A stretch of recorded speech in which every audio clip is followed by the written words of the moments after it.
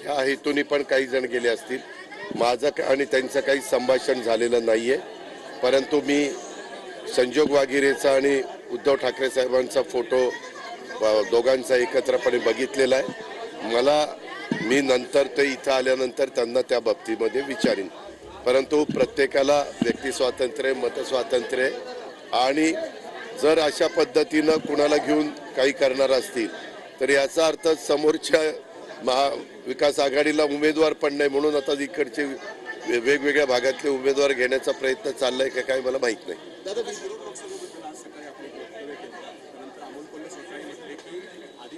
मला काय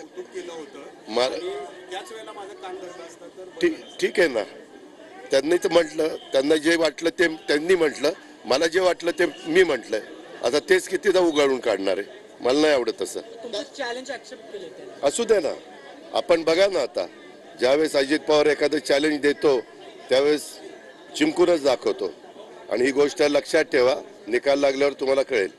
दादा, विधानसभामध्ये विरोधी पक्षनेते विजय वडेट्टीवारांनी महापालिकेत TDR घोटाळा झाल्याचं म्हटलं होतं. आपण या प्रकरणाची माहिती घेतली? या प्रकरणाच्या बद्दल मी आयुक्ताला बोलून माहिती घेतली.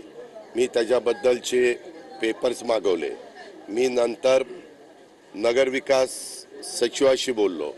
मी रिटायर झालेले काही अधिकारी माझ्या ओळखीचे असल्यामुळं त्यांनाही ती सगळी कागदपत्र दाखवली. मी नितीन करिरांशी बोललो, कारण त्यांनी पण नगरविकास पाहिलेलं होतं. अशा काही 5 ते 6 अधिकाऱ्यांशी बोललोय.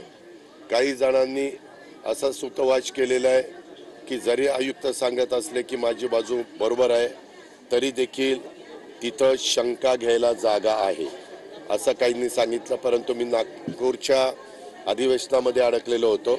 आता नागपूरचं अधिवेशन संपलंय.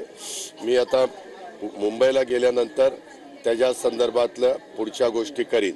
परंतु मला सचिव लोकांनी सांगितलं की दादा, या संदर्भामध्ये राज्य सरकारला ते झालेला निर्णय थांबवायचा देखील अधिकार आहे.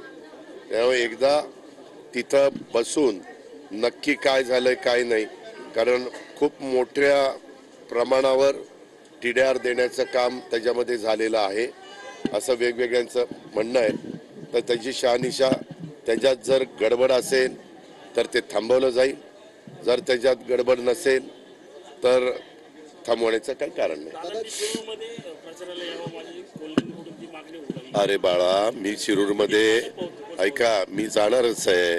मी जुन्नरखेड, आंबेगाव, मावळ, मुळशी, जुन्नरखेड, आंबेगाव, भोसरी, शिरूर आणि हडपसरला मी आज पण होतो, उद्याही सकाळी आहे.